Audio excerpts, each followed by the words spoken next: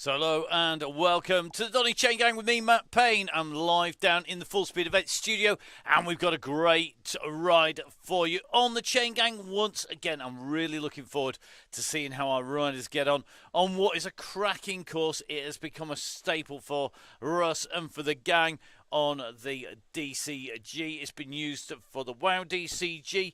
And we are going to have a special co-host on the show today. And that is going to be our yellow beacon for the WOW DCG. That is Emma. And she's going to be joining us very shortly. We've also actually got the second studio in use for a very special guest who we will be seeing later on towards the very back end of the show.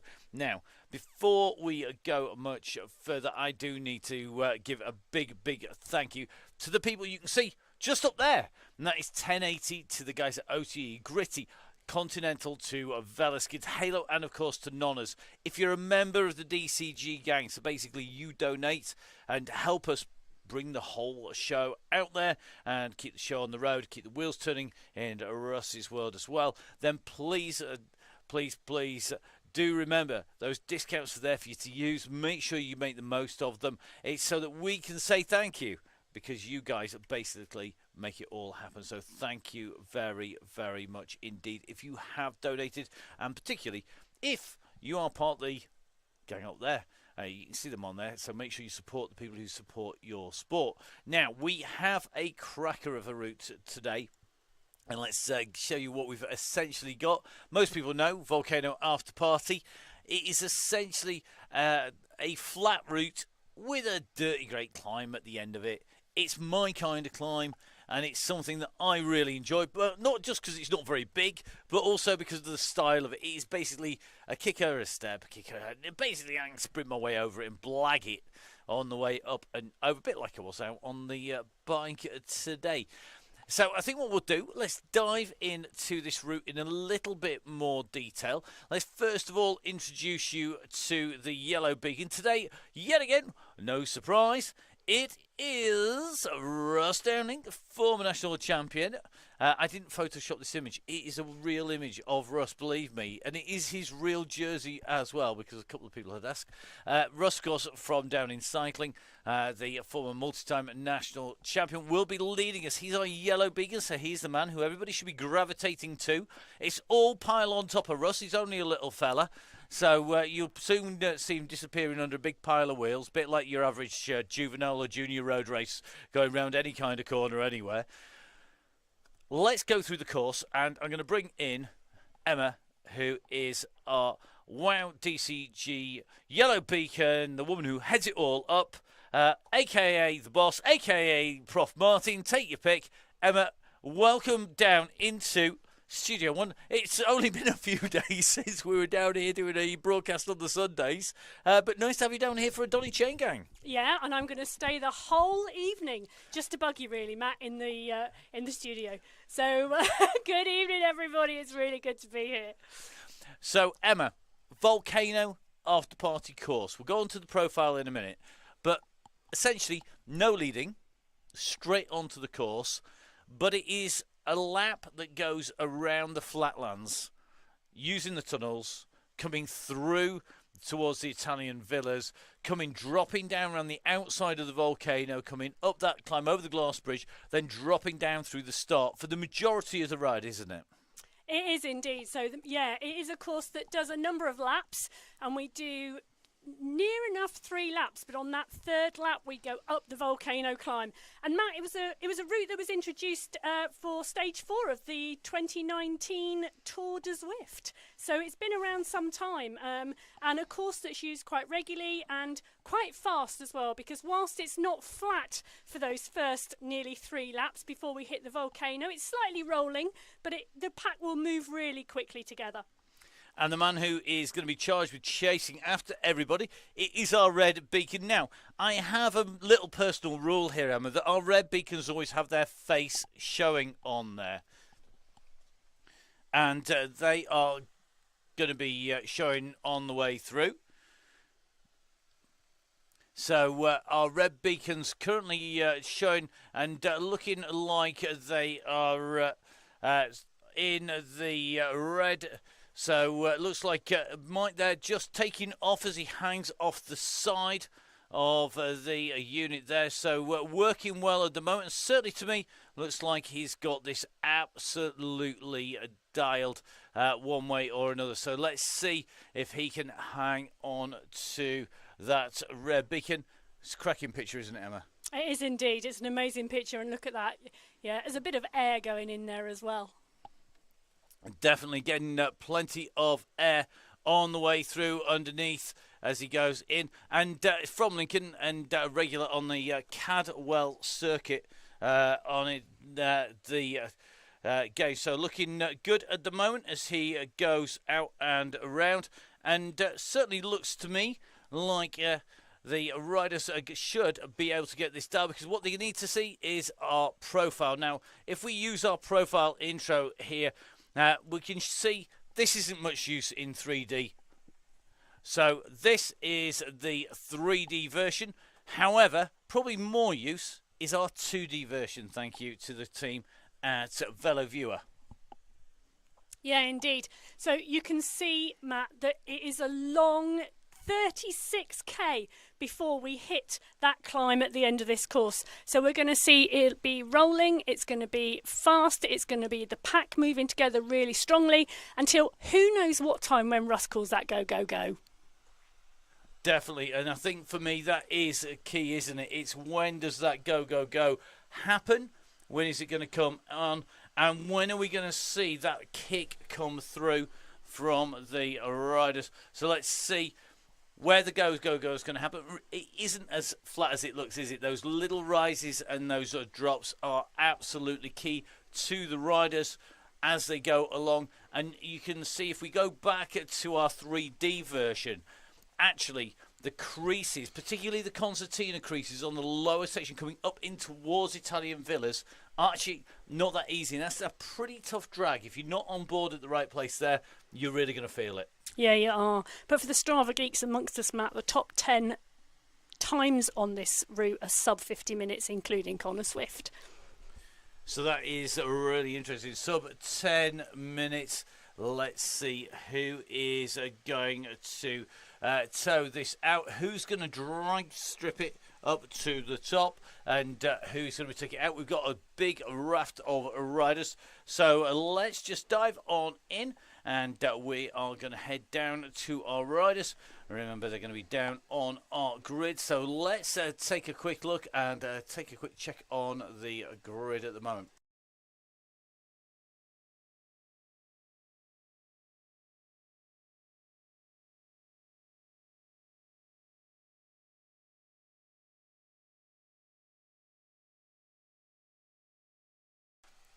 So here we go, heading in to 1 minute. Our riders are lined up on the start. Mike Killingsworth, our red beacon over on the far side. And you can see the riders now starting to get themselves ready. Let's see who is going to be in there. We'll just take a little bit of a dive down. You can see Jimmy Allen on the front row, along with Russ there. Looks to me like that's Lindsay Clark also on the front row of the grid. Colin Bell, Beefy from Cycleways, making the front row. Just taking a little bit of a look further behind. Trevor Crehan in here. Looks like Tracy in as well. Stevens is in. Peacock, Dr. D is in. Harry Hudson's in. Flynn is in. Hudson's in. So the clock starts to count down. And this is where we start to get into those nervous moments. And this is when the riders know that they have got to get this absolutely spot on. Get this wrong now. And they know that they are going to be in trouble. So here we go. Let's head across on to the ride as our riders set off from that start line. Let's jump in with John Gale at the moment. Our Viking Velo man in the group, and let's get that helicopter up and flying. And the start is critical, isn't it, Emma? Well, less so on the Donny Chaingang than racing on Swift, but it is still, you know, making sure you roll out with Russ is really important. Yep, definitely. So it is all about being in there. And of course, it's OTE month as well. And great to see the guys getting in the group.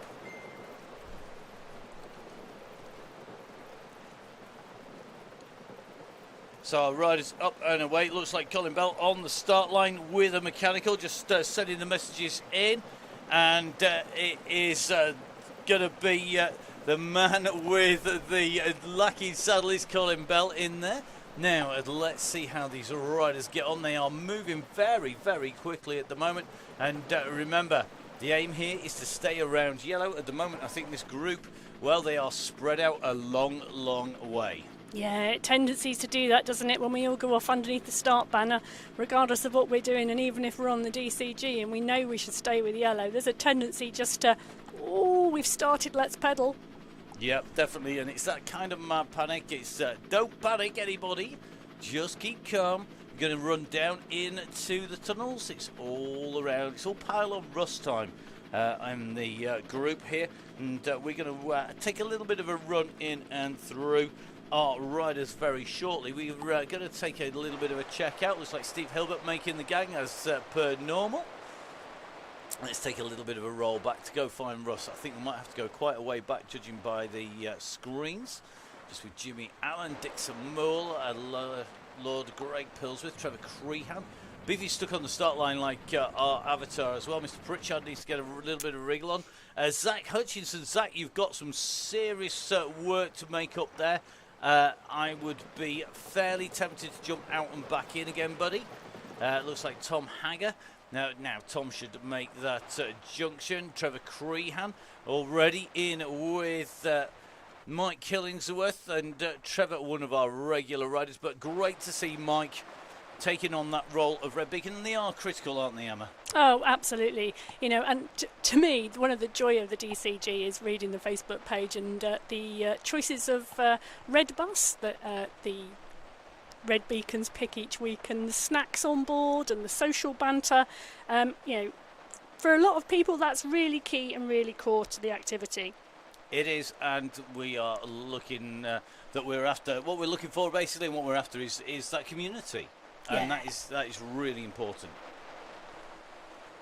So the riders away on the Donny Chaingang here today, just diving down into the tunnels. I think Trevor, Tom making the way in, just trying to get back into that blob. Let's take a little bit of a look. It looks like Pritchard, and that's going to be a bit of an ass to get back. Pritchard currently on 2 minutes down on that leading group. That is a lot to make up. Zach Hutchinson, well, Zach is one of our super quick riders. Not sure he's going to be able to make that on to the front without having a little bit of a drop out and drop back in again. And that might be a critical here today. So Zach Hutchinson just dropping in on that descent at the moment. If we drop down in behind him, just see him now. Looks like Mason's coming back for Zach. So looks like Zach Hutchinson is coming from the back. If you go drop back, you're going to need to be quick. So if you've got some of our fast riders, people like Adi Dench, maybe Mr. Gilmore, Mr. Richardson, they're always regulars going back. In fact, I think Adi is already just dropping off the pace here to give us some assistance. He's up at the back, and look at this. This is what we like to see, isn't it, Emma? Basically, it is a trail of breadcrumbs that are starting to come back ready. Remember, Hutchinson's going quick. He's holding about 3.6 to 3.7 watts per kilo. And he is chasing hard, but he's got some distance to make up. Let's just jump in with Mr. Mason and take a little bit of a look behind. So it looks like Sonny Miles Curry going back as well. Sonny very, very quick, taking green jerseys early on in the season. So let's have a little look, see if they can get themselves back on. So Miles Curry and Mason just waiting. Zach, you have people in front. You're going to need to give it a little bit of a push to get into them. Currently about 20 seconds to make up there. So the youngster on his way. Matt Pritchard's chasing. Liam Calloway, one of our late joiners. No surprises there. Lots of people having to work late, and it has to be so. We love to see everybody jumping in and diving on board afterwards. That late join is critical. Of course, not everybody has the luxury of being at home prior to the DCG. Well, that's it, isn't it? And you know, and if you have a problem off the start line, it's a really good opportunity to be able to drop out and drop back in, because let's be realistic, Zach is working his socks off to try and close that gap down, and riders are coming back for him, but it's a massive ask of Zach to close that gap and bring that back down. But you can see on the screen in front that pack are now picking him up, and hopefully he can get a bit of recovery in the wheels and not go over the top, which he has. So now's the time, isn't it? Because we've got to remember, you're just coming up through the little island here. We'll do a right-hand turn. We've got the climb coming, haven't we, Emma?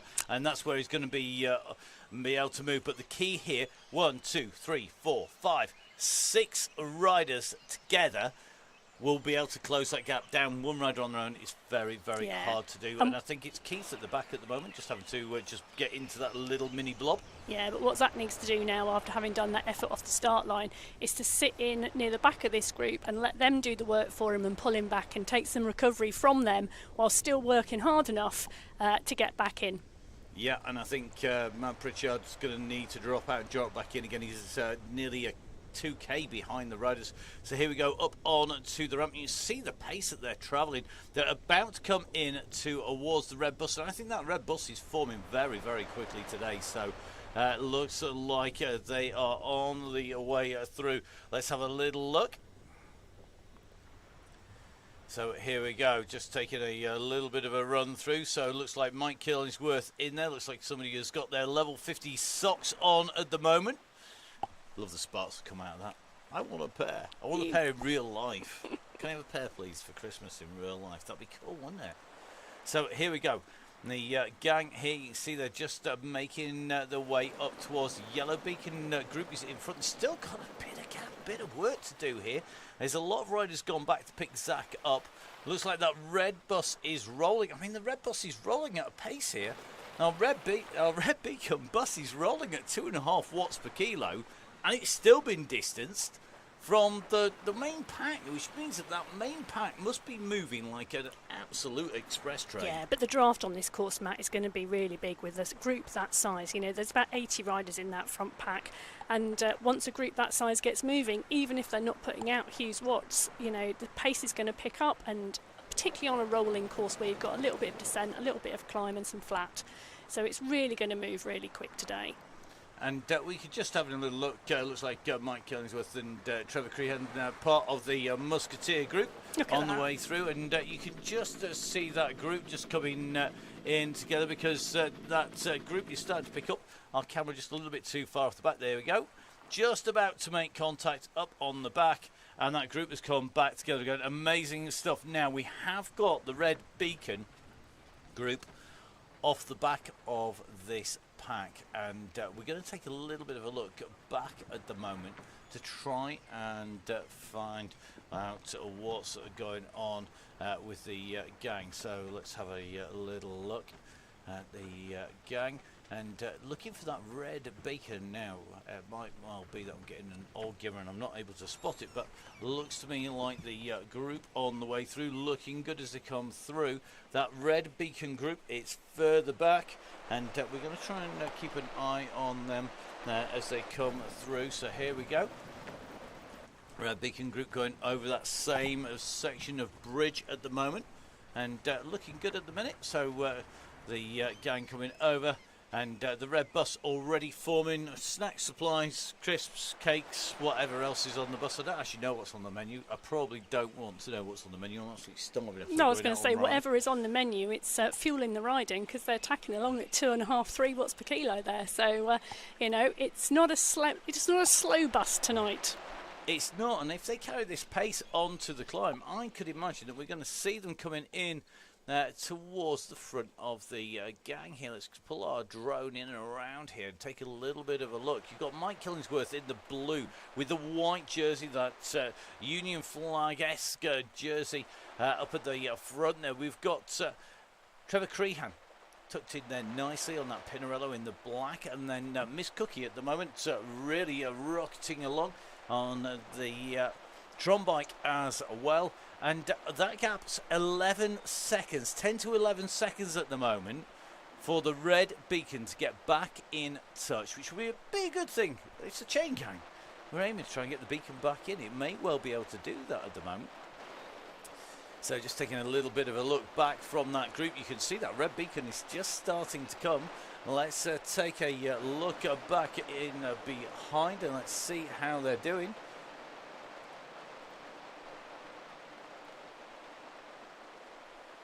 So the snacks aren't even out yet, apparently, on the red bus. That's not good news. Well, I don't know. Maybe they've got to do a bit of work before anybody starts handing them around. Well, quite possibly. And you can just see that red beacon group, which I think is going to make the junction, which will bring the Donny Chaingang back together again, which is what we're looking for on the way through. So, our riders working well together. Just taking that little bit of a look back at the moment from Russ. That heart rate not too crazy at the moment. We're going to jump back in with this group as they come up here. And you can see if we just zoom out a little bit on our camera, on our drone here, we're going to see the riders coming around this turn and then making the way up and across. So let's have a little bit of a look around. So looks like Matt Pritchard's back in the gang. He's at 5.3 and he is putting in some serious effort here. Look at this. This is a ride, 5.7 watts per kilo. We know he's a fast rider. We know he's quick. And he's making ground at a rate of knots. And it looks to me, when I look at that, he looks like he's actually jumped in front of the gang. So, Mr. Pritchard, you are in front, not behind. He's dropped out, he's rejoined, and he was dropped in front of the gang rather than behind. So don't chase me. He should be heading his way back in towards the group at the back. So I think he's literally been dropped in front of the pack because he hit it with about 7.5 watts per kilo there. So let's have a look. Mr. Pritchard was ahead. He's going to need to back off that pace. So we're going to just take another double check here. But if we pull the map up, because he's dropped back in again, there you are. He's on his way into the tunnel. So Mr. Pritchard, ease off. Breathe, mate. Breathe. Take some effort off. Take it easy. That's one of the conundrums of Zwift. You are on the back chasing hard, you log out, you log back in, and you dropped in off the front. You think you're off the back, you ride really hard, and you've dropped everyone. Indeed you have. Now, here we go. The rider's just going to be coming in and around the side of our waterfall. Got to be careful what angle we use and where we position our cameras here, because it's really noisy otherwise. And I can't hear myself think. You can't hear me, which is a bonus. But there you go. So here we go. Dropping down. Looks like that group has shattered again, going over the top of that junction. The front of the group not going mad at the moment down here. But looks like as they make their way in. So has he gone the wrong way as well? That would not surprise me.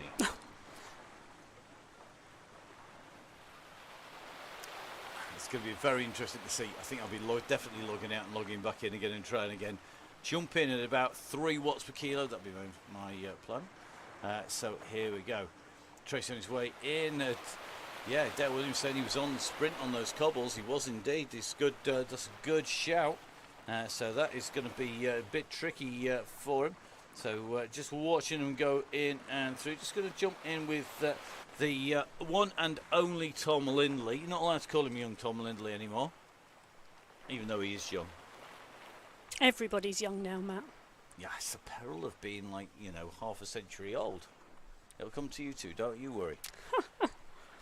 So here we go. Our volcano in sight. Lindley chasing the red beacon, chasing the yellow beacon.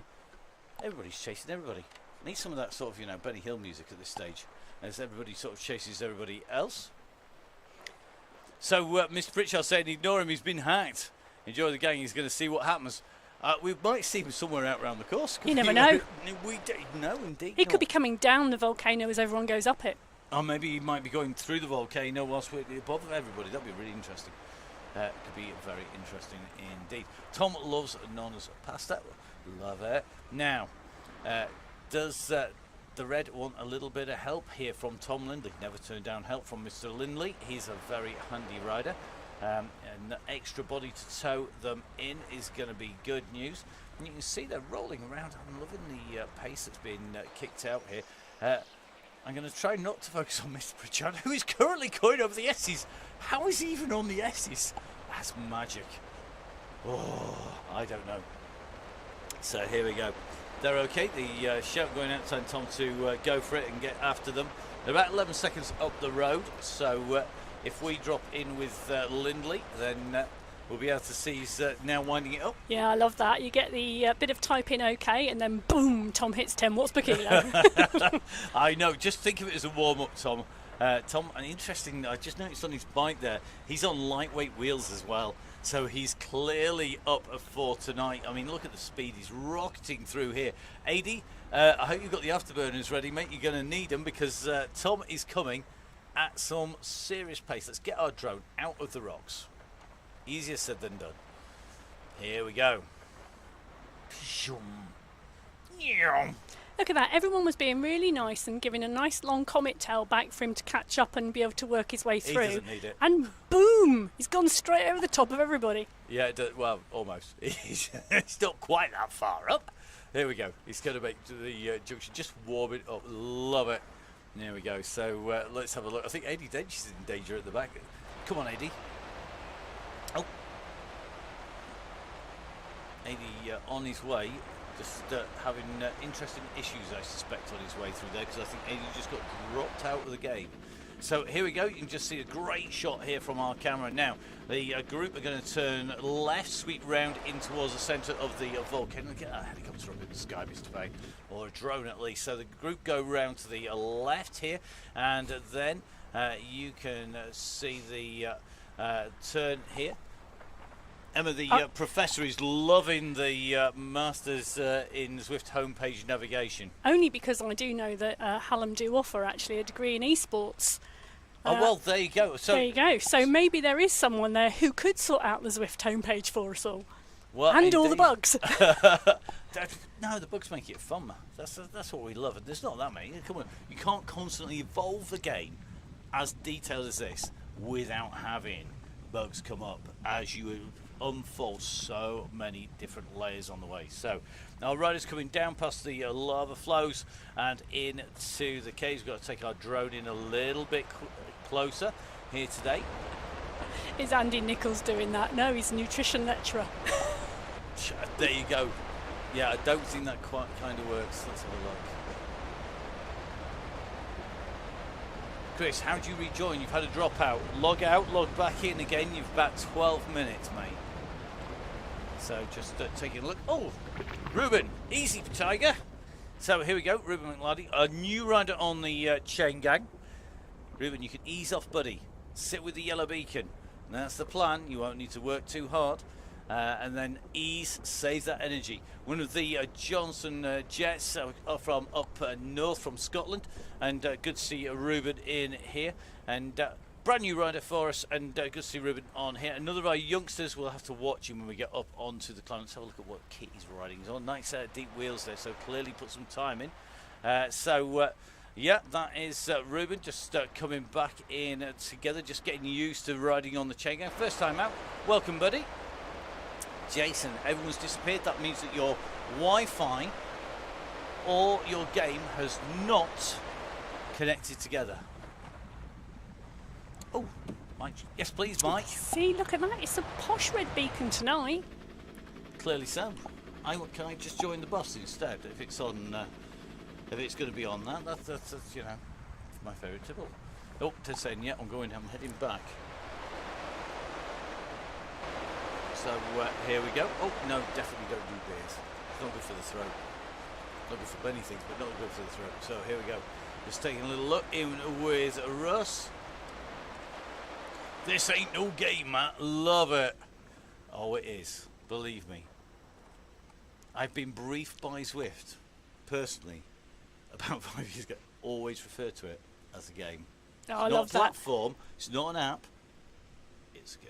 I love that the red beacon is now dropping a beer off at the yellow beacon's door. Yeah. It make Russ go faster. I don't know. I'm not sure at the moment whether Russ needs any more beers to go faster or he needs to lay off the beers to go faster. I think on this climb, I think I wouldn't be carrying any more liquid up that climb than necessary. I think a good point of OT at the moment would be go down well. Probably in a hydro tab because it's going to be warm in everybody's pain cave. It's warm in our studio. It's even warmer there. So let's have a look. Our rider's just coming up to the turn. You can see we've got Ollie Akers in now. Emma and I were discussing who is likely to be up there. Ollie, of course, one of the really fast riders riding on the continent already on the cross. Really looking forward to seeing how he gets on over the course of the season. Looking good up there and nicely in there. In that group, you can see we've got Tunnicliffe in here, just taking a little bit of a look. Owen Davis nicely tucked in as well. Now Weston, looks like Harry Hudson now. We're talking about people who you've got to watch out for. In the black, Hudson really animated the race, and it was great to see him in action as we were riding last time around. Be interesting to see if he can make it stick this time around. He's definitely going to be a marked man.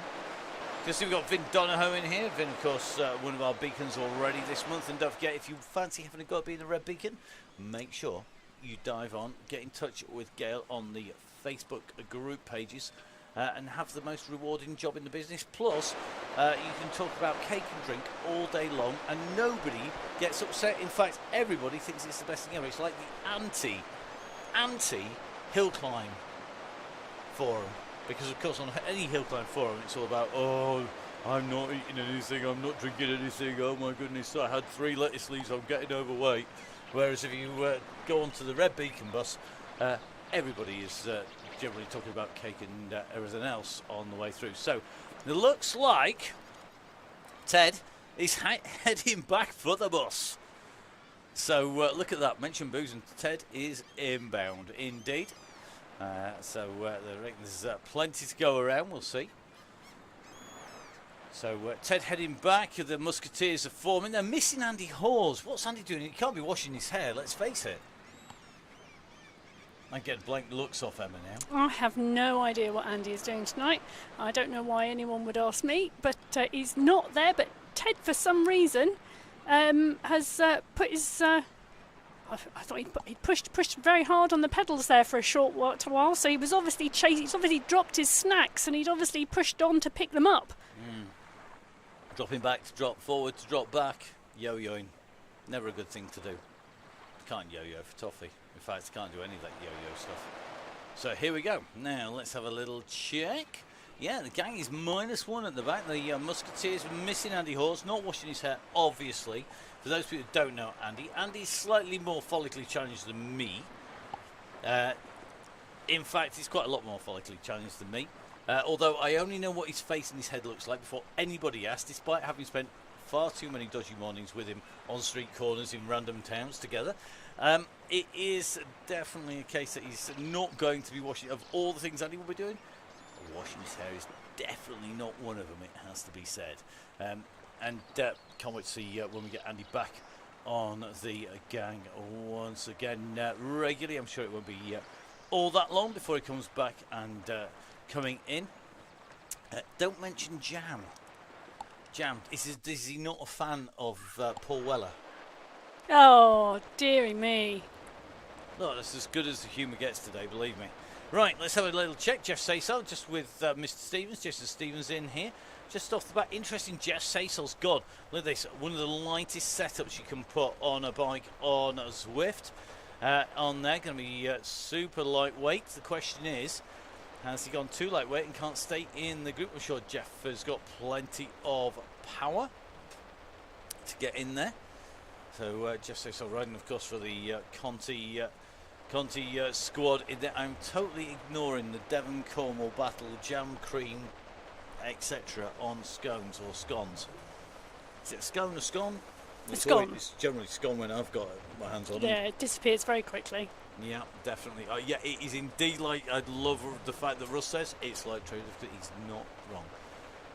Okay. That's well changed, Simon. Changing the subject very quickly indeed. Okay, let's get back to the ride. What am I talking about? Confectionery?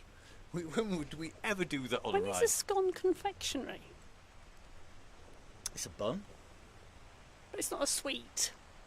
It's a cake. It's sweet when... don't start now. It's sweet when you've got jam and cream. Stop now.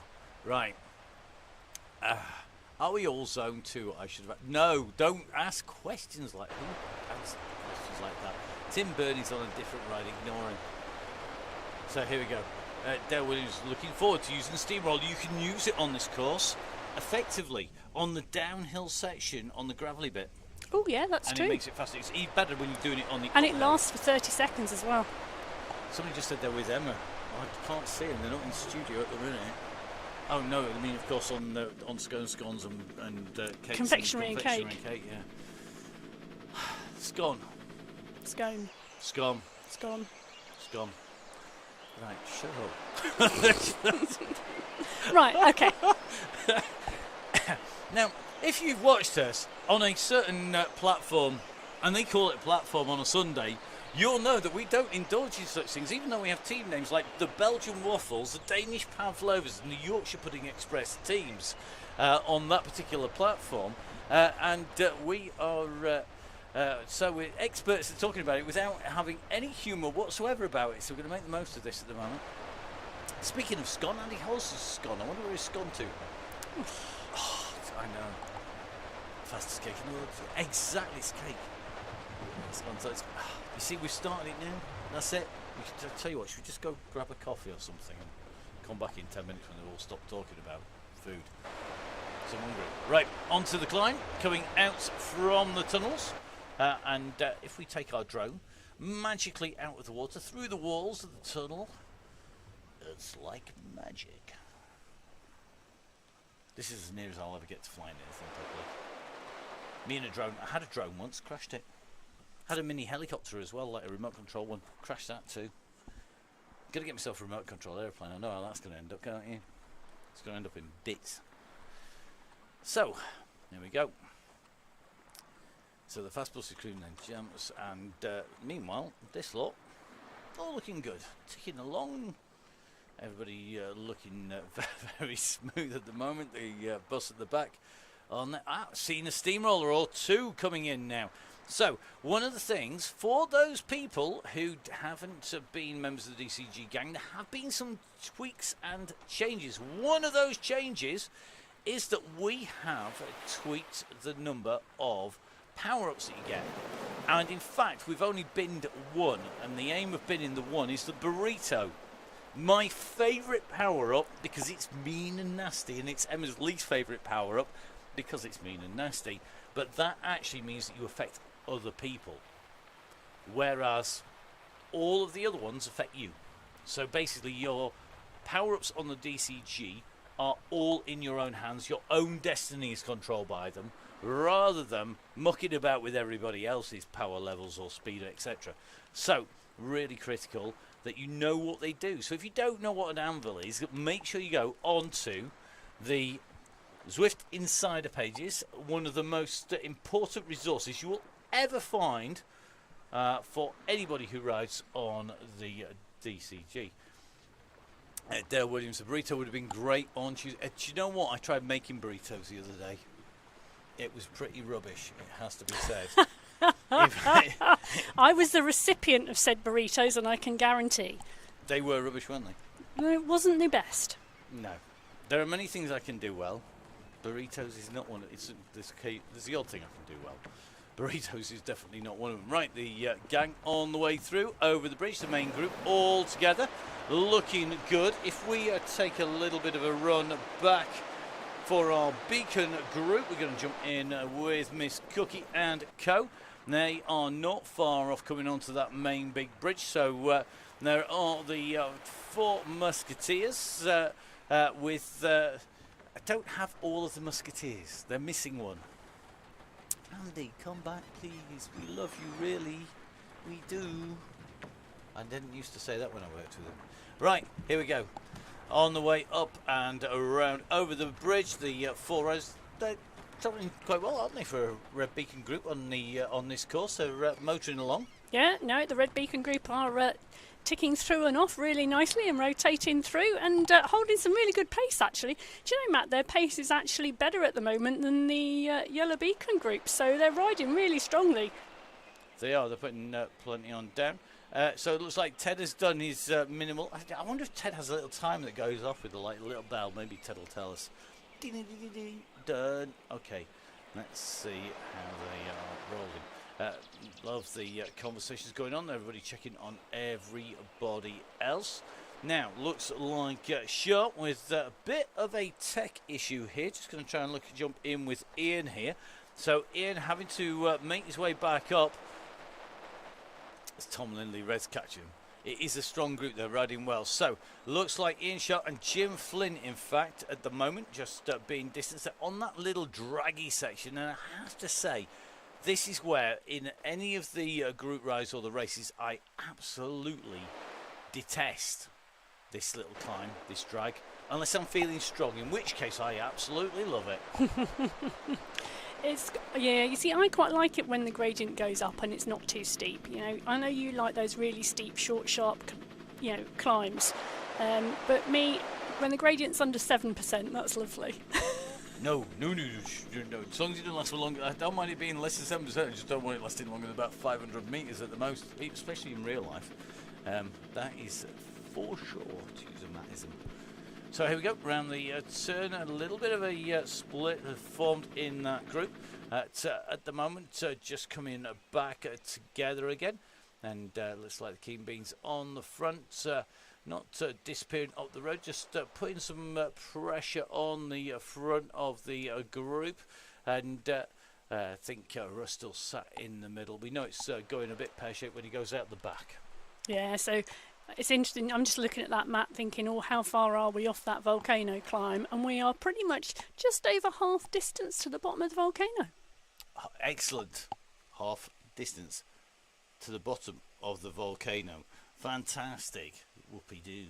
Volcano. I love the volcano. It's a great climb. So come on, Emma, explain to us a little bit about the volcano climb before we actually get onto it. Because when we get onto it, all hell will have broken loose at that point. How would you ride it? You've raced it, you've DS'd, you've been in charge of the Aeonian race team up it. How would you ride it? How would you approach it? Bearing in mind that obviously the trigger point has been given at that point, and it is every person for themselves. Yeah, I think it's a really interesting climb because it's not a constant climb. It is much more of a stepped climb with some flat sections and some slight downhill sections in it, and there are some draftable sections too. So it's an interesting climb. Often it depends on what everybody else around you is doing, because if anybody else is using those opportunities for a little micro rest whilst they're climbing, obviously it's a great opportunity to attack and keep the pace going. So it's not a long climb. So, a lot of riders will probably cover it in around 6 minutes tonight, I would imagine.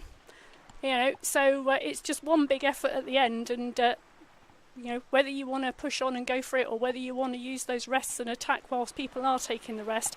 But there really is an opportunity for all sorts of action on that climb. And the steepest part comes right at the end, which I always think is a lovely little kicker on the volcano.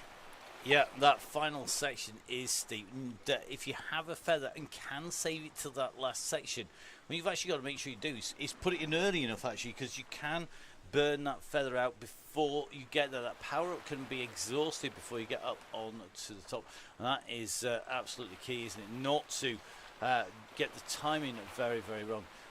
Interesting, we were seeing the comments about things like steamrollers on the way down here, and anvils being used on this section. Not surprised, it is a key section for that steamroller, and we've seen that actually decide races, haven't we, on the ZRL. I know there's been a number of occasions where if you've had that, it can decide it. Richmond is a course that comes to mind with Libby Hill.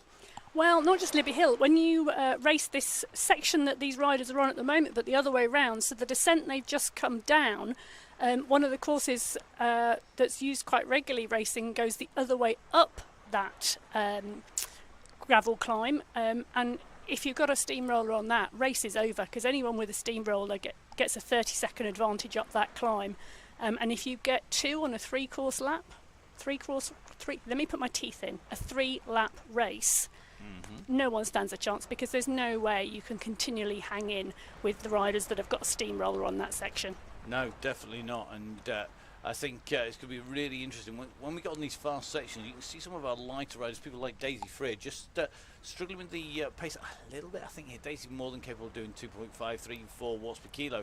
But because she's light, it just isn't as much absolute watts, is it, on the flat? But you find this, don't you? When you go up onto a climb, then those lack of kilos help.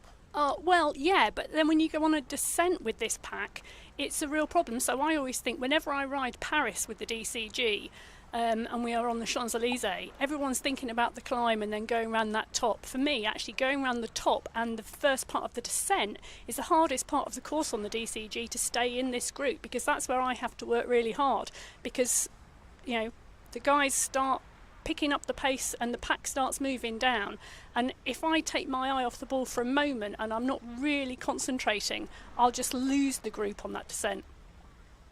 Indeed. So Russ just put it out there before he forgets. Don't forget to get a look at his new bike subscription business. Have a look at rideup.cc and part of Russ's growing portfolio, along with the Rocket Express and the coffees coming out as well. Lots on there. Don't forget, of course, you can get hold of the bottle. So Russ dealing with all of the DCG merchandise. That's all Russ, and you can grab those bottles from Russ. Just give him a message direct. Any details, make sure you give him a shout now. Looks like Mr. Tunnicliffe just coming off the back of the group, and could be pushing up onto the climb. Let's see, comes round that turn. Can he keep on kicking? So into that left-hand turn. Currently up at 4.6. Another Chevrolet rider, and the Chevrolet guys very, very strong indeed. That riding in with Tunnicliffe as he comes around that left-hand turn, just on that chase into towards the tunnel. This classic camera hanging off the side of the motorbike down at the level of the tarmac, coming around, a specialism of the guys on the media motos as they come through. But look at this, Ted Tunnicliffe quickly onto the back of the group, just coming after Tong, so Richard Tong. And Dale Williams actually at the back of this group. Not usual to see Dale in here, and this is a climb that could suit Dale. Dale not the lightest rider, but what he is, he's good at sprint attack, sprint attack, sprint attack, sprint attack. So it could be a bit of a dark horse. Don't often say that about Dale Williams being a dark horse, but on climbs that is probably the case. So here we go. Dale just squeezes his way back onto Russ's wheel. Just goes past Russ as we go in and through. What kilometre is the top of the volcano climb at before the cool down? Well, what you needed to do, mate, was to subscribe to the Donny Chaingang. Donate 25 quid for the month. You get all of the details come through straight to your inbox. It tells you where the finishes are on each ride. You get to join each ride before anybody else at the start of the week. You get those links coming in. Now, the finish of today's ride, Emma, whereabouts is it? So the banner, well, the finish of the volcano climb is at 40.5 kilometres, and then you've just got 500 metres to the warm down blue banner, so a really short warm down tonight, but I'm sure everyone will take the opportunity to go back down the volcano and spin their legs out. And get some extra drops points as well on the way through, which is really, really, really key on the way through. That is absolutely critical. So yeah, the guys are looking to get as many points as they can, of course, on their avatars as they come in. So let's see how they go. Our riders on the way through looking good at the moment, and the group pretty much together. So currently rolling through.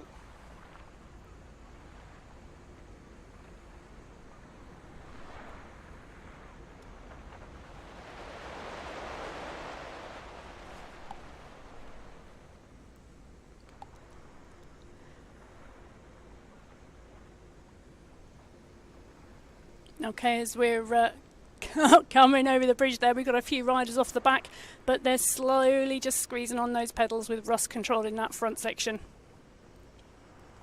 So here we are, the riders in there, just moving its way through. Nick McDermott just at the back. You can see Nick on the Chaingang again, and that type 1 diabetes kit. So this is looking good at the moment. He's certainly got that lightweight set of wheels on there. Is he going to be able to hold the pack into the climb? That's the question. So here we go. Going to try and get himself back on to the group. Let's see if he can make contact on the way down. Red Bus currently 134 behind. So before we get into the meat of the action, Emma, wow, DCG. Noticeable by its absence so far, because of course we had a gap before we go into the WOW DCG in October. Give us a idea of what's coming up for our riders. Yeah, so we are going to come back with the WOW DCG from the 5th of October, Matt. And we are back every week this year, so every Wednesday. So rather than last year, everyone having to think, oh, is it this week? Is it next week? Which week is it? Because we were on, off. We were once a fortnight last year. We are going to come back with a WOW DCG every Wednesday. So there is no need to panic, just on a Wednesday at 6 o'clock. And that'll start from October the 5th and come right the way through to the end of March. Indeed, and there's going to be a few changes on there. I know you've been planning and plotting, and you've had a little bit of extra time actually to sit in front of the computer screen. Yeah, I have, and we have been planning and plotting because I haven't been on my bike since the in real life DCG ride on the 17th of July. I've had a little bit of time off work and a little bit of time off the bike, and I'm still off the bike and not signed back to be able to ride yet. But the WOW DCG is still coming back, and the lovely Sammy Stewart will be our yellow beacon for the first ride.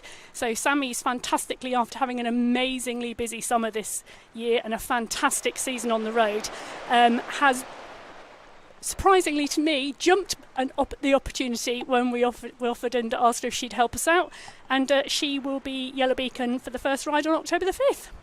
Indeed, and great to see that, and Emma of course jumping in around the side. So Emma helping out with the broadcast here, and as soon as Emma is declared fit to ride by the docks, then we will be having Emma back as our leader. But Emma's still heading up the whole of the WOW DCG. Yeah, and we got, and others are jumping in to help out. I mean, Millie Skinner, bless her, will be our second yellow beacon, and we will be coming out for red beacons very shortly for the women's DCG. Indeed, there's some great routes coming up as well. Don't forget all that news on the Facebook page. Make sure you go onto the Donny Chaingang Facebook page, and that WOW DCG news will be coming out of where the routes are, who our guest yellow beacons are, who our reds are, and that big appeal. So the riders at the moment, we're just dealing with Nick McDermott on his way through. Currently the time of 42 minutes of riding covered, should I say, not racing. And 25.9k in total done so far. So motoring on and looking good at the moment. So here we go. The riders dropping down into the tunnel. Interesting, we've got Paul Simon back on board the gang as well. Looks like Chris Canham tucked in here as well. Sims is in here, Cairns, Richardson. Bevan Jones in now. Bevan was strong last time round. He was putting in dig after dig after dig. He couldn't make it stick though. Make sure if you haven't watched the footage from Tuesday and from last week, make sure you subscribe to the YouTube channels. So let's see how they go.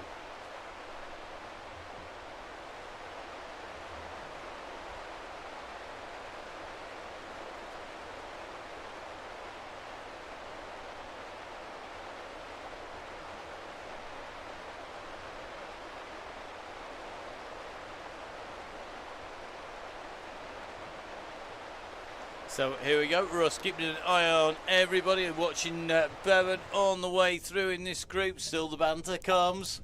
Loving it. Oh, I love this part of the DCG, Matt, where everyone's watching Russ so intently. Everyone's sitting almost on top of each other on Zwift, and you can see them all. It's like in that bunch, isn't it? It's like how close can you get to each other and how close can you get to the front without actually being on the front. And I love this bit in terms of sitting in that group, watching and waiting and just wondering. Indeed, just watching Kai Hirsch just rolling in off the front there, just moving round to the sides at the moment. Will he be in at the kill? And let's see where they end up. Certainly looks to me like this group just about holding together. There's got to be a few people now really feeling this pace because they are rocketing along here. They are absolutely motoring. What are they at? About 41 kph at the moment as they're going through these tunnels. And this is about to start going uphill very slightly, isn't it? It is. So through the island we go past the original tree. The original part of the Zwift. basically, that's a little homage there going in through the centre as the riders come in and through. But as you can see, the riders all pretty much together. Just in with Lindsay Clark. Lindsay's doing a great ride here today. Just snuck in to that group, not doing too much work, not expending too much energy. And at the moment, this group, to me, I think great riding by the group. They're all managing to hold together. Yeah, but as we look at the difficulty section here, Matt, is the back of that group, and it's so easy just for a small gap to form at this stage of the DCG, and you just lose your concentration. You go a second off the back of that group, and the pace they are moving at as a big unit, it's so hard to close the gap back down, even if you work really, really hard to try and stay in, particularly if you're already at your limit after over 45 minutes of riding. Indeed. Now just keeping an eye on the group. The instructions coming up on the screens, and let's see if they're rolling.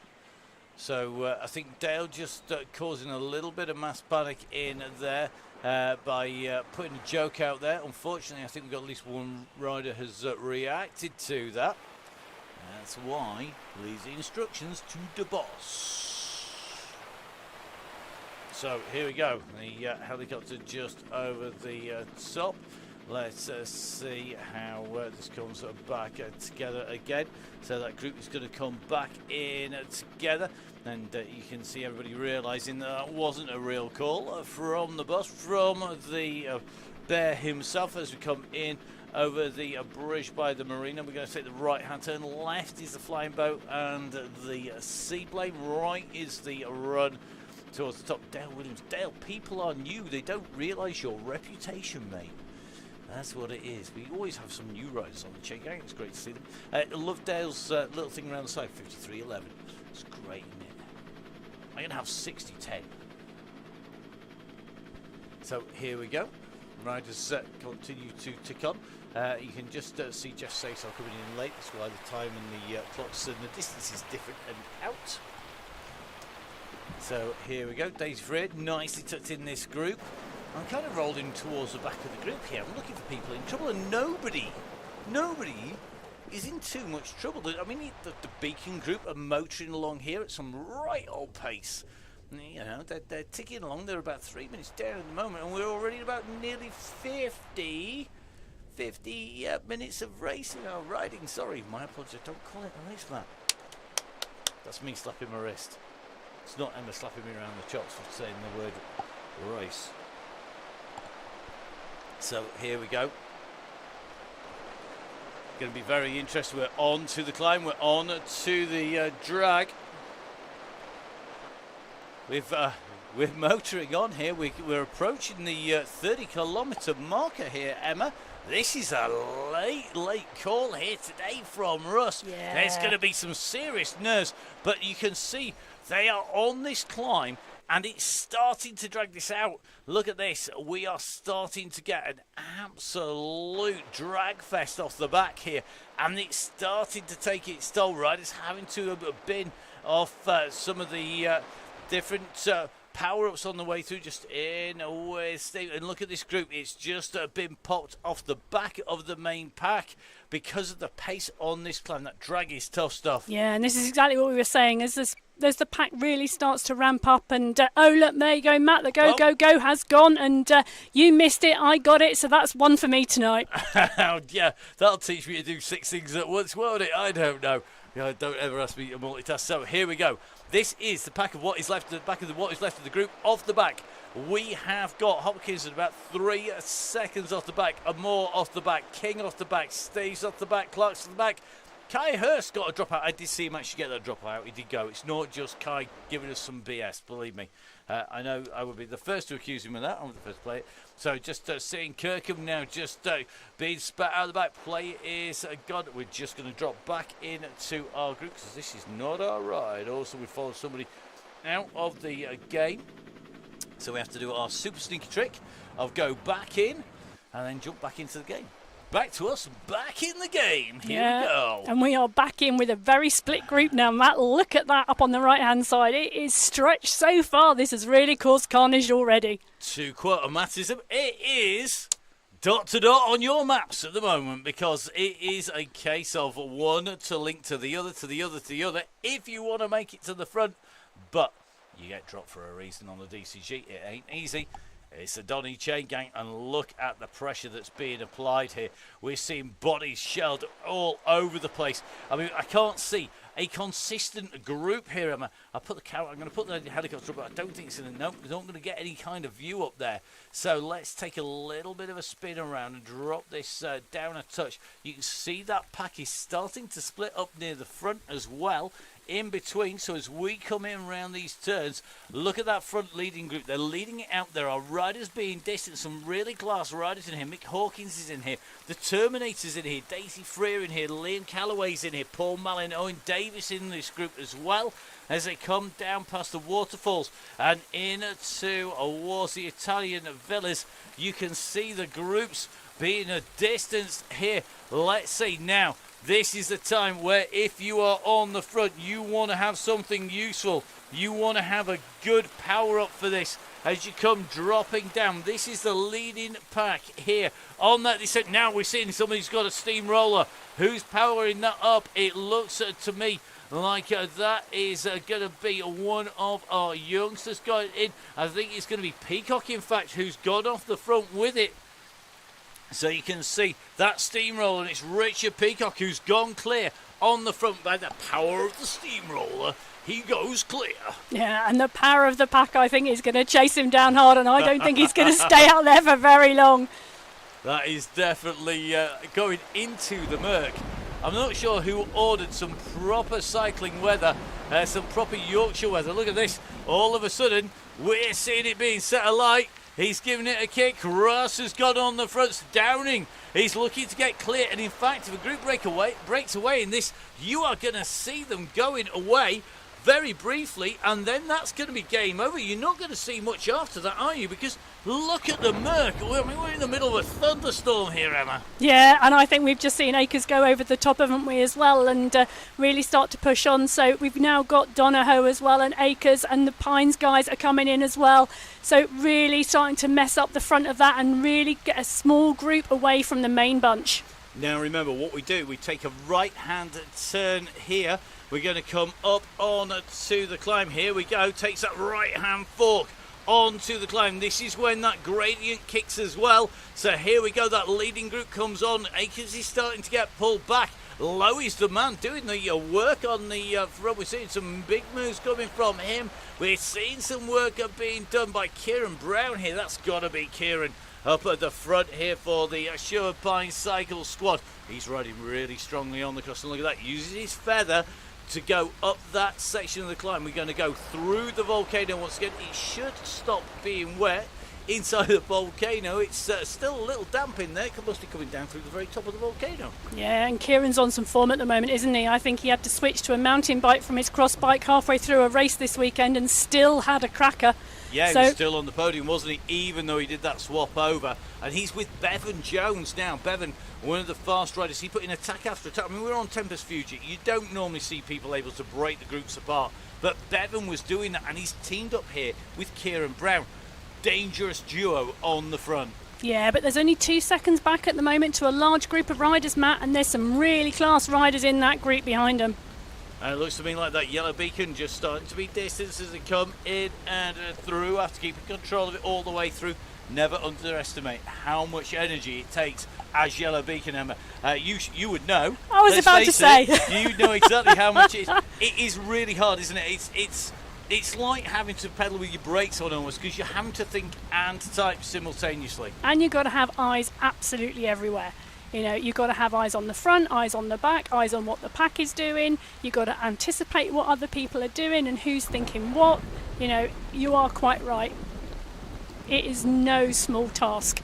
But taking a look there, Matt, we are now 4 seconds back to the group, and we've got, I think I saw Adi Dench in there, Simon Runnett's in there, Zach Hutchinson, who did that stellar work to get back to the group early on, is in there. So that group is really pushing, but Kieran, they're doing some class work on the front at the moment. Yeah, drop that anchor on the way down through there. I'm not sure that's where I'd choose to do it, but there's not many options really between here and the summit. to employ that. That's not where he needed to put that in. Just going back in with Lewis here from the Origin race team. Look at the people dropping those anchors. They really, really want to bin those off and get rid of those. Interesting, we've seen some steamrollers go as well. Now, the response is coming. Ollie Akers is on the chase here. He's gone to 6.4 watts per kilo. Can he break clear of this group? Tunnicliffe is in the mix. Hudson in the fight here as well. This is all about having the pace to stay with them as they rip it up on the flat before we go into the climb. 35.3k covered. 55 minutes of riding here on the Donny Chaingang, coming to you live from the Full Speed Event Studios, and it's great to be back on the Donny Chaingang, joined of course by Professor Emma Martin, the WOW DCG leader, and the person who sits all that together for us are watching at the moment. Ollie Akers, he's in pursuit. I know we've been looking back, but he's chasing those two riders, and I think Akers is going to get caught here. He's going to get pulled back up by a Brackenridge at the moment. Looks like Paul Simonite is absolutely flying again. He really is quick. This is a rider who we know is going to be in the mix at the end, and I think he could be on some of his best season. Look at this, getting the flame socks in there, level 50 socks, and on lightweight wheels as well. So super lightweight kit. I need to get back on the bike. I'm at level 50. That means I can have those socks too. Indeed you are. You are. You've got so much time spent on the bike actually riding. Now here we go. Bevan Jones and Kieran Brown pulled back. We are coming in, and we are going to make no apologies. We're going to have to stick pretty close to our riders here, and that is just because we are not going to be able to get that drone very far away. Now, it looks to me like it's one of our youngsters just on the front of the group. Again, Ruben just trying to put in a kick as they came in. Now we're going on to the climb. Watch the KOM up here tumble. This is going to be the fastest time of the day up here, bar none, on this ascent, going in through past that flashing orange beacon. Yeah, So so here we go. 4k, Matt, this climb is. Oh, we saw a ghost. We saw a ghost off the front there. Well, or rather, we didn't see a ghost off the front. I'm trying to work out who it is. It's Breckenridge, or is it Gilmore? Matt Gilmore. What a sneaky move by Matt. Matt Gilmore there, putting a ghost. He went clear. He's popped up in front of them. Look at this. Yeah, and it's carnage behind as they try and catch, as we start to see people really respond to that. And Hudson's really trying to take the lead in terms of closing that gap down with some help from other riders to try and bring that back. So here we go. It is Matt Gilmore on the climb, leading them up. A sneaky move. What a timing with that. That's why we left the ghost in, because that's what we're looking for. We're looking for aggressive riding. We're looking for people to learn how to ride on Zwift competitively.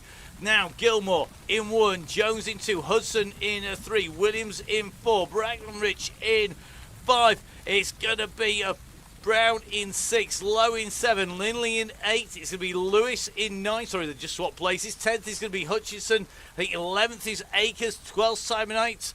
13th is Booth at the moment. But the race leader, this is becoming a very, very select pack here today. The question is, who can stay with the pace as we go up now? It's kick after kick here, isn't it, Emma? And there's some key places to remember. The tunnels, the levelling off on the way through. There is, and at this point at the moment we're down to a flat section here. In fact, this is now a downhill section the front of this group are on, and as they push on and push through, there's about 6 or 7 riders now in this group, 8 seconds back to the chasing group. So they've got a good gap now, but they're pushing on, and we can see they're not actually working together at all. They're continuing to push on as the gradient starts to go back up again. Indeed, now Ryan Williams goes off the front. Ryan, really one of our fast and aggressive riders. Now Ryan Williams is giving it some at the front of the group. This is great to see on the Donny Chaingang, because you can see Ryan Williams at the moment. We're coming up for an hour. We're on the volcano climb. We're well up it. If we take a little bit of a look off the side now that we've got some view, it looks to me like we're already a long, long way up this climb. We've got a lot of height gain, and Williams has 3 seconds on that chasing group behind him. 3 seconds, Emma. Is that enough at this stage? Well, there's still over 2k to go on this climb, Matt, so whilst it's a good gap, I don't think it's enough. It's well closable at the moment, and there's some class behind. They can't afford to hesitate, though. Look at the numbers. Ryan Williams, 5.3 watts per kilo, 5.5 behind. They're on 3.5, 4.5, maybe just ticking over 5. They cannot afford to look at each other and think that they've got this dialed. They have to push. If you don't push now, you're going to be in major problems because you will run out of time on this climb. So just watching Lowe coming up here.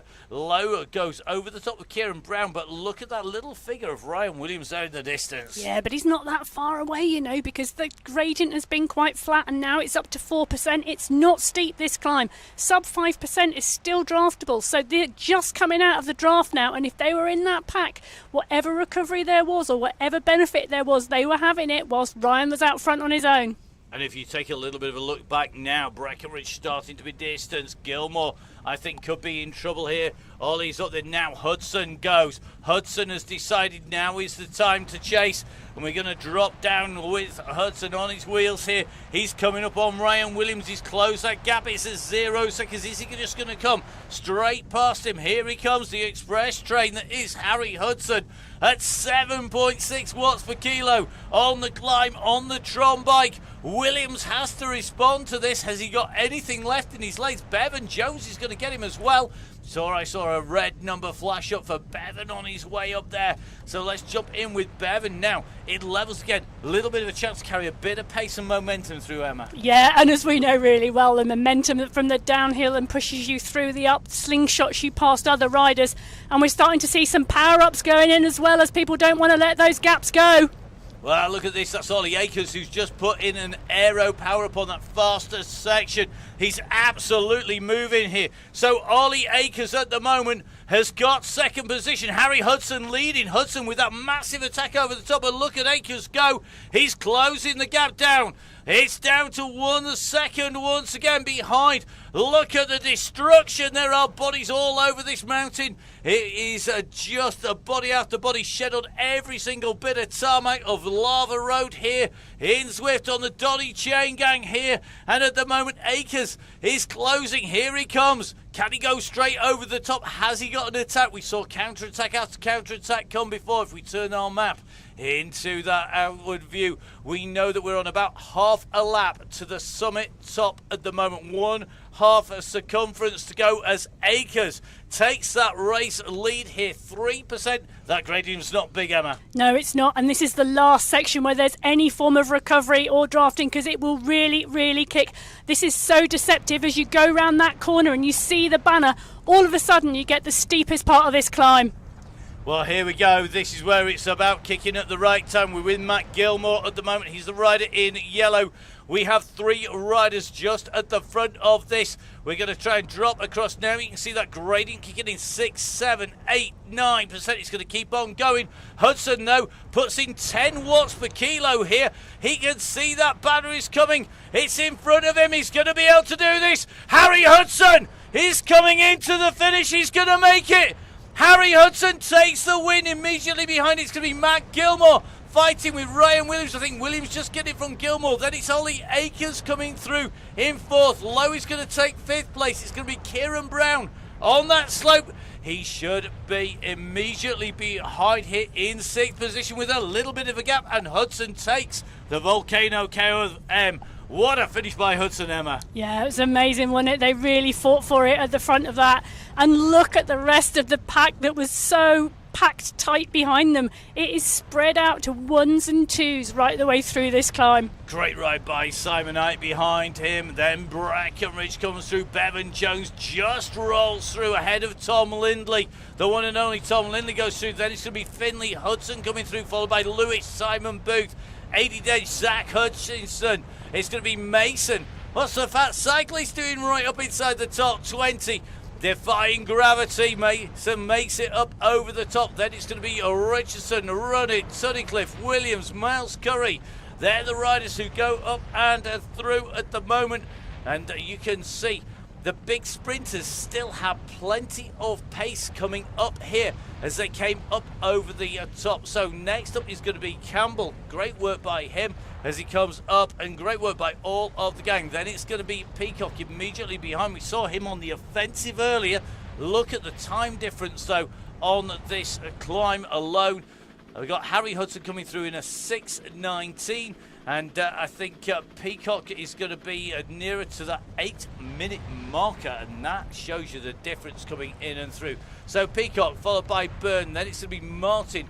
Kusluk's coming up, and then it's going to be Simonite. Simonite, I think his legs has just, he's on his way down that slope. Just got to keep an eye on these time checks as they go in and through. So we're going to just take a little bit of a drop back to go back forwards as well. Just in with Lord Greg Purlsworth. Purlsworth coming up to the top at the moment. Now look at the revs there. Great pedal cadence there, 120, Emma. Yeah, it's amazing, isn't it? Sometimes you see people climb with a big churning gear, but not there. Look at that, 113 RPM. And then it's Liam Callaway followed through by West. Then it's going to be Vin Donahoe goes through, Hagger, Sadler, Hawkins, and then it's going to be the Bear comes up to the top. So Fonzie Downing comes in and through the line. The yellow beacon after repping it up and really winding it up. Then making it life hard for himself as well as everybody else behind. Harmer comes through, great ride by him. Then Dr. D, Dubash is here. Then it's going to be Forbes, followed by the Wolf, Jimmy Allen. Just a little bit further back, maybe paying the price for leaving that disc and deep wheel on the bike. Not the best option on the climb, best everywhere else though. Well, Craig Herring is chasing Jimmy Allen at the moment. Often you find a herring chasing a wolf, but there you go, the wonders of Zwift. As we see Wilson go through, then it's going to be Steve Hilbert, Gibbo, Dixon Moole, and then it's going to be our youngster. Good to see Ruben in here. He was riding till his legs fell off, I think, on the way through. Great first ride, well done, buddy.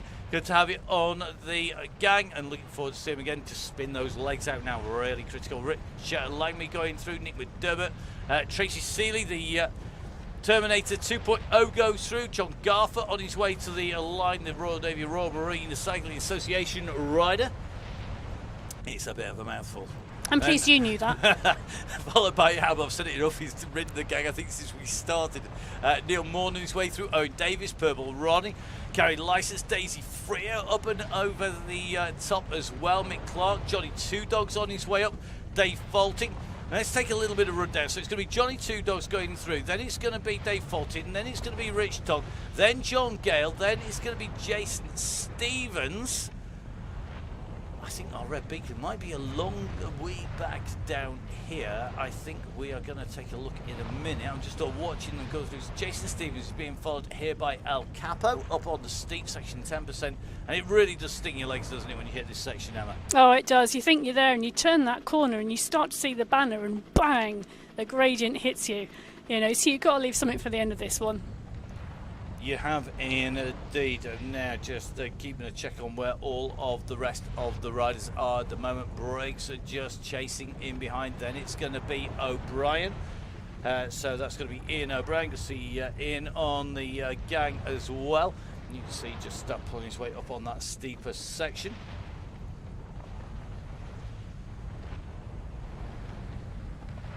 So behind him will be Andy Fraser. Fraser just on his way through. We're just going to have to try and jump in with the right riders here. So just working our way back up over the top of the climb here.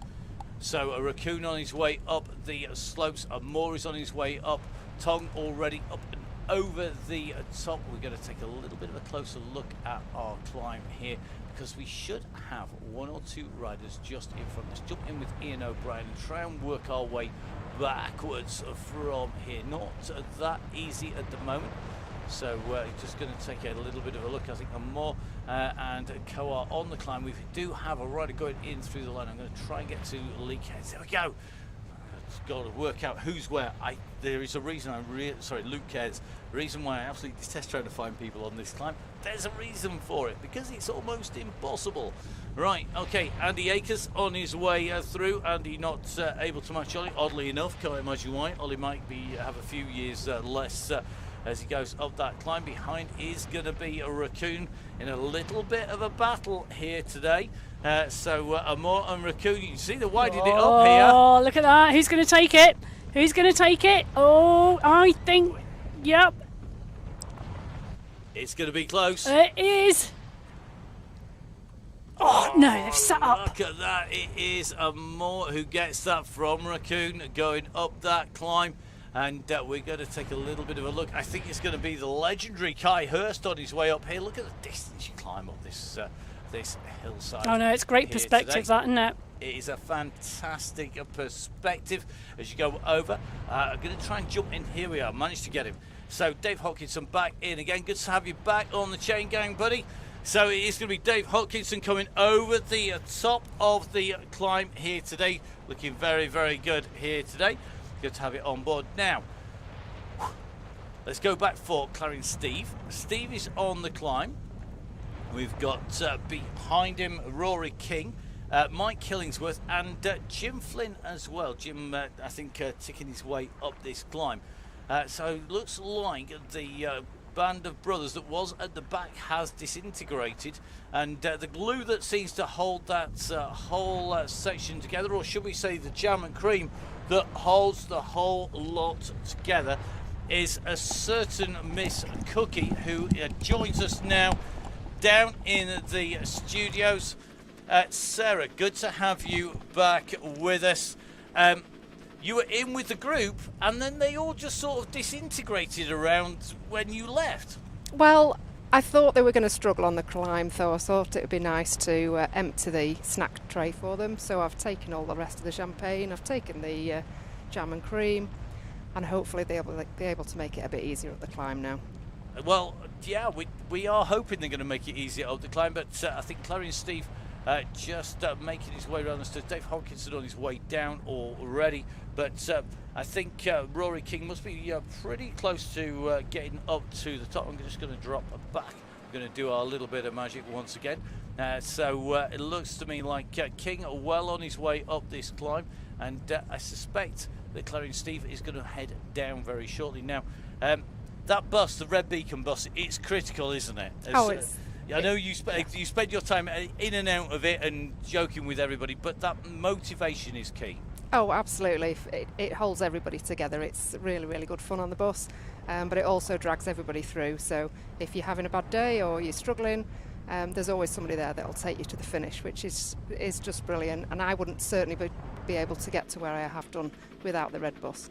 And the Red Beacon tonight is Mike Killingsworth, one of those people who we know is always going to be able to take on that role. But I notice you're missing a musketeer out there.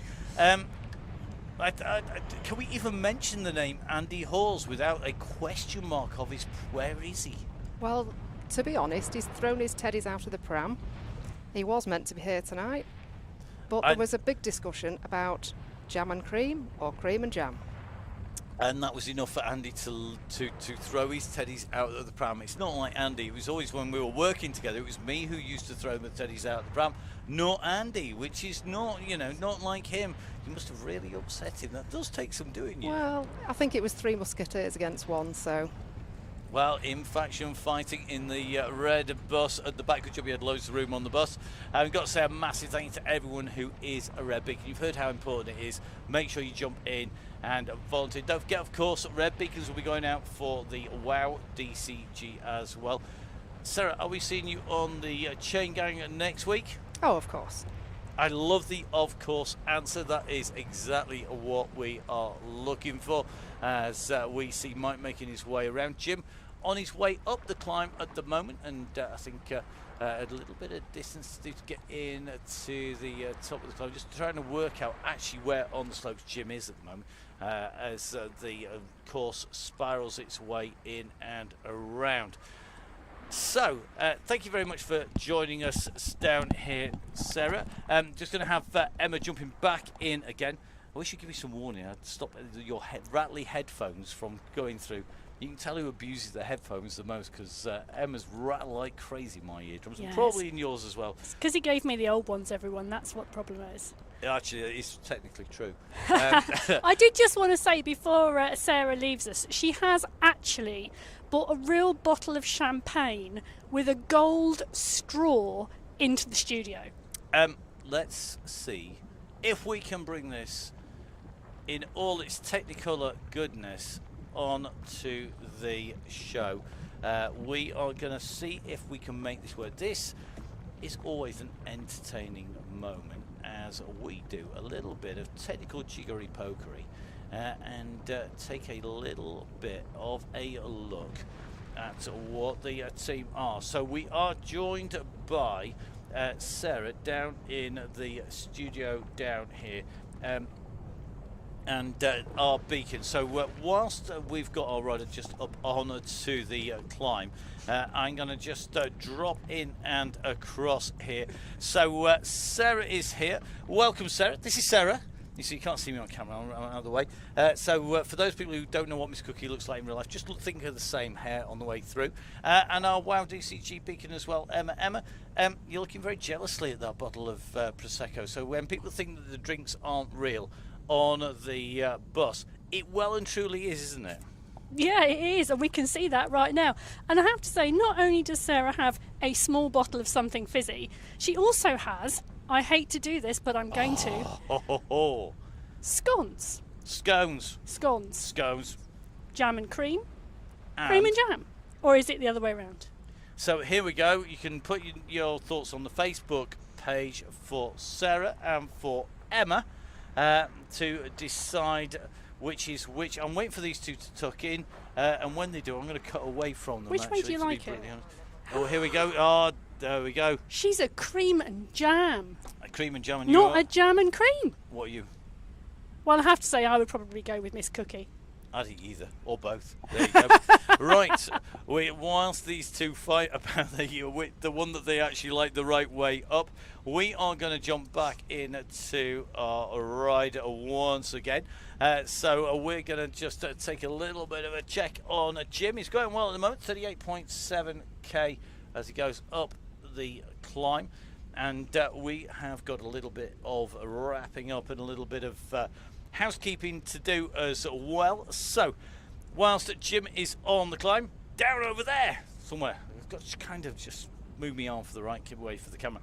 So don't forget, guys, if you want to know where we're heading, if you want to know the distances, if you want to know what the route is, what the climb is, what the Velo Viewer link is, the throwback Thursday video to way back in the dim and distant past when I felt young and could actually ride quick and we started the Donny Chaingang, then if you want to go have a look at those, get all those links coming in, as well as great discounts from the people who are up there. That is 1080, OTE, Gritty, Continental, Valskin Halo, and of course Nonna, Stefano, and Stefano, and Maurizio, and all of the team at Nonna's looking after riders. Please, please, please do donate. All of the tech, all the kit. Yes, we do use a lot of it professionally, but the Donny Chaingang actually wears out the kit faster than any other gig we do by a long, long way and by a huge margin. We go through keyboards on average about 1 every 2 months on the Chaingang, changing camera angles and so on. It is that intensive. So please, guys, make sure that you donate. Let's keep Russ riding. Let's make sure that we can keep on bringing you those pictures. And it's all done because of the people, the members of the Donny Chaingang, the DCG gang, the members supporters club. It really is absolutely key, and without them it just wouldn't happen. So a massive thank you to them. Don't forget, if you are joining on the ride, there is a donate button on there. If you can't commit to a month or all the way through the winter, totally get that. We set it up to help people in tough times through COVID. And if you're having a tough time, the last thing we want you to do is skin yourselves just so that you give us a few quid. What we'd rather you do is enjoy the riding. There will always be a free option to join the DCG. And that is the same from the WoW DCG as well. So I think we'll have a few more words on the WoW DCG in a second. In the meantime, let's just take a quick look and check how Jim is getting on. He's going well at the moment, so let's bring in Emma here in the studios. Emma, you can see our riders today out on this climb. Does this course feature in amongst your hit list I know you've been putting together a big list of courses. Oh, I have been looking at courses for the entirety of the WOW DCG. So right the way through from October through to March. And we've been looking at getting a good amount of variety in there, something for everyone. You know, we want something for our sprinters, we want something for our climbers, we want different types of course and different types of action, so everybody feels that there is something for them. And we also, one of the things that surprised me last season was actually the riders really liked going to New York, because we rode the LaGuardia Loop, which is a lapped course, and we did it around Christmas. And I think that was when, Cookie, you dropped your mince pies actually at the back of that pack. But And we go back to food again on this. Yeah, but this I got loads of feedback from the riders on the WOW DCG that day that actually the looped course, the lapped course, they actually really liked, because it actually felt like the whole group was together, even though the front had gone off the back and etc. So, and people saw what was going on. So there'll be some courses like that in there as well. So I'm lucky. I get a little bit more this season because we're doing it every week. Indeed. So there's lots of courses, lots to play with, but there'll be some firm favourites coming up every now and again as well. Excellent, which is what we want to hear. So, Jim on the climb, currently approaching the 40k marker of riding. Jim, one of our regulars on the gang, and good to see Jim continuing onwards. Let's jump back in with Jim briefly.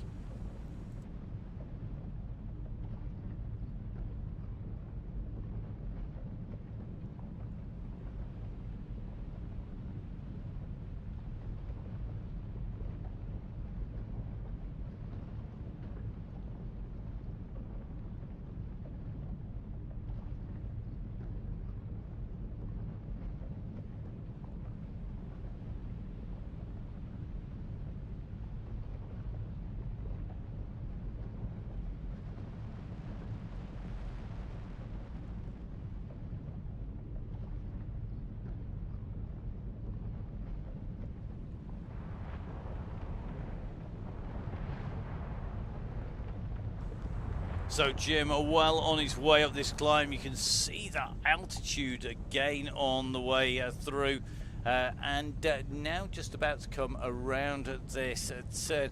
Emma, this course saves the nastiest bit till the end, doesn't it? It does indeed, because Jim is looking at that, and if he's looking at the screen, he knows he's got less than 500 metres to go, Matt, and he's coming round that sweeping left-hand bend at the top of this volcano as the gradient starts to kick, and currently sat at 5% with 400 metres to go. But you know, the second it goes round that corner, it's going to ramp up, and it does save the steep bit till last, this climb, you know. And it's one of those things that you think, do you know what, this climb's actually not too bad. 3, 4, 5, maybe 6% with some downhill sections and some flat that's draftable, and then you get here.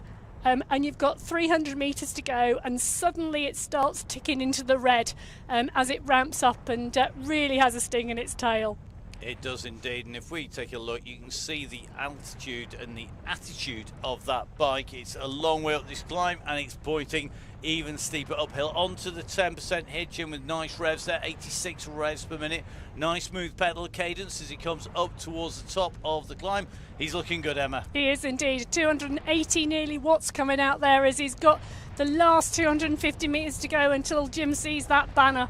And ticking along, as we're talking, his cadence is going up and he's over the brow of that hill, and that arch is just there as Jim's about to go underneath that finish arch as the gradient starts to drop and relents before he crosses that line.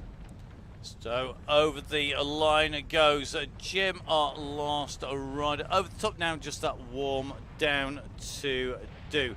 So first of all, as Jim makes his way around, leads me to say a massive thank you to Miss Cookie, who can't say a word because she's too busy eating scones and drinking the fizzy stuff. No surprises there. And of course, a massive thank you to our yellow beacon and the head of the WOW DCG, that is Emma, who has joined me. Emma, you enjoyed yourself down here today on the DCG? I have. It's been great fun, Matt. Thanks for having me down here. No, definitely a pleasure down here having you as well. So as Jim heads his way down that slope, and heads off into the distance. A few little bits and pieces from me. A quick reminder, please, guys, get those entries in. Make sure you register. Make sure you join the DCG gang if you're going to do so. And the price of the full winter will reduce down once we hit into October, so that you can do the whole of the October through. And as it comes through, obviously, as the time ticks away. Don't forget, of course, support the people who support the DCG gang, the Donny Chaingang Supporters Club. They're all over there. So 1080, the best shades and eyewear in the business. Nonna's with the best food in the business. Continental, the bits of rubber that keep you stuck to the floor well and truly and keep you gripping even when you get it wrong out on a ride, a bit like I do regularly. Velaskin, who will keep you sitting comfortably and enable you to have a super smooth shave, unlike me.